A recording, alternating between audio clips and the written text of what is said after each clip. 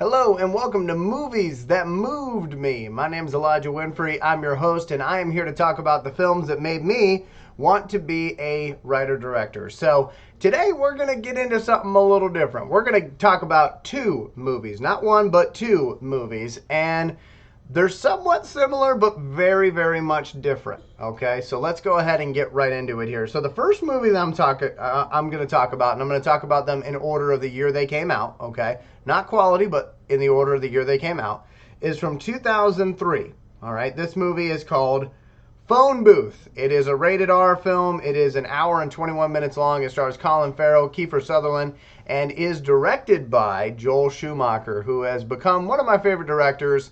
And let me just put this out there, okay? Because I know that we did an episode a few episodes ago about Batman Forever, and that's obviously my favorite Batman. It's unfortunate how people will judge a director based on two films instead of their whole body of work.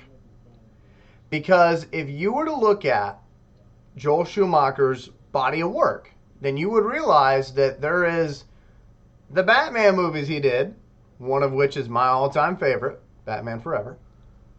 And then there's everything else that he did, which is very different from those Batman films.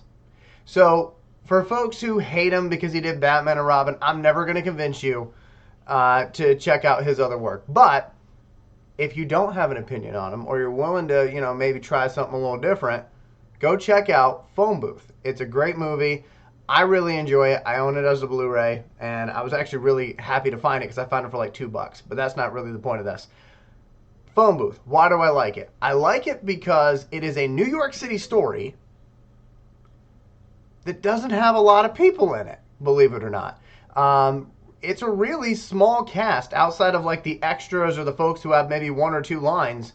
The people who have a majority of the lines in this film, Colin Farrell, Kiefer Sutherland, Forest Whitaker. That's pretty much it, really. And it's a simple premise. There's a sniper on a roof who is pointing down at a phone booth, which if you've never seen a phone booth before, I can't help you there. You'll have to look it up, all right? That would be a whole different show. But he's looking down at a phone booth. The guy answers the call, and unfortunately, he never should have answered that phone call because now he's stuck on this call, and if he hangs up and leaves the phone booth, he's going to get shot and killed. But it's in New York City, so like a lot of other New York City movies, they would show you like the whole city and like they would have a huge cast and everything else. This didn't have that. It was also a relatively small budget of $13 million, which for me, I would love for anybody out there to give me $13 million to make a movie. But that, again, is not really the point. But for me, I find it inspiring because of the fact that they were able to do something different with their set piece of New York City by having it be such a small cast. It's almost one location, really. Yeah, they show other rooms or whatever, but it's kind of one location. And I like that too. I also think there's some standout performances in this film from Colin Farrell and Kiefer Sutherland. He's very different than the Jack Bauer you might remember from 24. That's right. Yeah, he's the evil guy. And I think he plays evil very, very well in this film. And I think Joel Schumacher, through the way that he filmed this movie, you do feel that the stakes are always at an all-time high in this film. Like you almost feel like you're trapped in the phone booth a little bit. So that's the first film that I want to talk about is Phone Booth. Again, it inspires me because it shows something different to do with a set piece where, yes, the set piece is gigantic because it's New York City, right? It's the Big Apple, but yet it's very few characters. Let's go to another movie that is similar yet different in The Whale. Now, this movie came out in 2022. It is rated R. It is an hour and 57 minutes, and many people will know this one because it is a newer one. It stars Brendan Fraser, and this was like a big comeback film for Brendan Fraser, and it is directed by Darren Aronofsky. Brendan Fraser ended up winning the Oscar for Best Leading Actor for this film, for his role in this film as Charlie. And here's what I mean by similar but different. This movie takes place in an apartment, in Charlie's apartment. We go outside in this film like twice. Otherwise, it's all inside the apartment where Charlie lives. And the cast is all of, I think, like 6 people. And so if you're a low budget filmmaker, here's 2 examples, 2 completely different genres, by the way. One's kind of thriller, one's very much drama. 2 different genres kind of showing you how it can be done when you don't have a huge budget and you don't have a ton of locations. The budget for The Whale, by the way, and I want to make sure that I got this right for you, so let me just make sure that I pull this up. The budget for it was all of $3 million.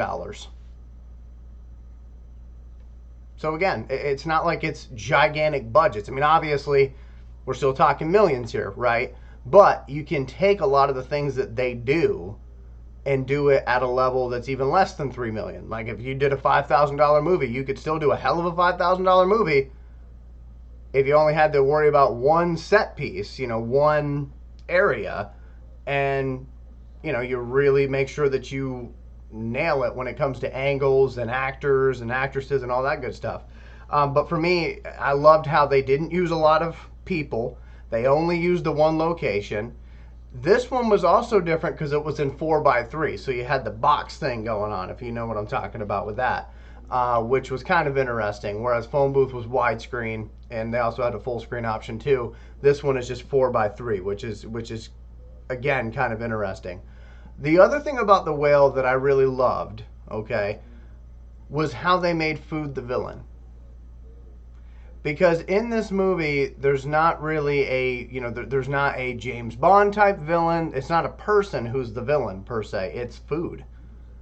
And I had never really thought about food as the villain. And one thing that I will say is that when I go to movies, generally speaking, I'm getting myself a big popcorn. I'm getting myself a big drink. And I sit back and I eat my popcorn, drink my drink, and have a good time watching whatever's on the screen. Because of the way they filmed it with The Whale, with Brendan Fraser, I actually put my food down. And I was just completely locked into what was going on the screen. I've never really had an experience like that before, but it was almost like, and I'm not trying to be funny here when I say this, but it was almost like that popcorn was the villain to me. And I'm like, no, I can't do this right now. And I know that that's going to sound goofy to some folks. I'm not trying to be funny with it, though. Like, the way they handled it, I thought was actually beautiful. And it was something I had never really seen before. It was very thought-provoking.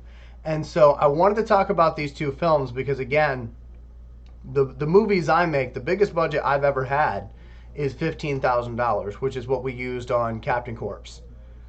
So for me, I watch these films through a different lens. I'm looking at it going, okay, so that's what can be done. Interesting. Maybe I should try to do more things like that. And I will say, I have been trying to write a 1 location script for a little bit now.